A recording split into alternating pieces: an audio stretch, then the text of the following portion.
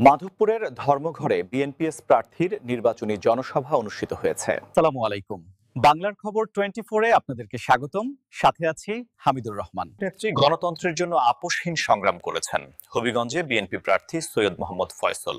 মাধবপুর প্রতিনিধির ভিডিও চিত্রে দেখুন বিস্তারিত।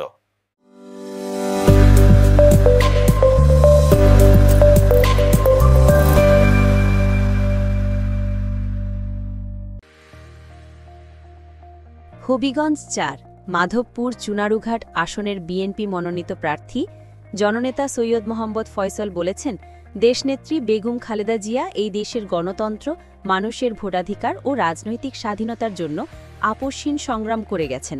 তিনি শুধু বিএনপির নয়, বাংলাদেশের সাধারণ মানুষের আশা আকাঙ্ক্ষার প্রতীক।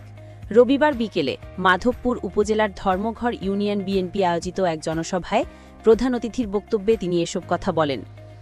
নতুন পেপসোডেন্ট অ্যাডভান্সড সল্ট, লবণের অনন্য ফর্মুলা ও প্রাকৃতিক উপাদানে তৈরি, যা প্লাক দূর করে ও মরিকে রাখে সুরক্ষিত।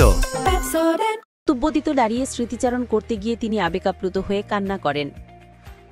সভায় বিশেষ অতিথির বক্তব্য দেন শিল্পপতি ও শিক্ষানুরাগী প্রকৌশলী সৈয়দ ইশতিয়াক আহমেদ, জেলা বিএনপির সাবেক সহসভাপতি সৈয়দ মোহাম্মদ শাহজাহান।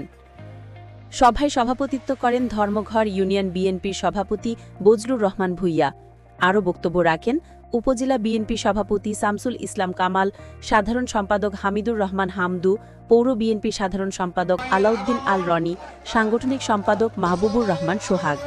সভা শেষে দেশনেত্রী বেগম খালেদা জিয়ার দ্রুত রোগমুক্তি কামনায় বিশেষ দোয়া ও মোনাজাত অনুষ্ঠিত হয়। এখন দেখছিলেন বাংলার খবর 24। আমাদের সঙ্গে থাকার জন্য ধন্যবাদ। আবারও দেখা হবে পরবর্তী সংবাদে। আল্লাহ হাফেজ।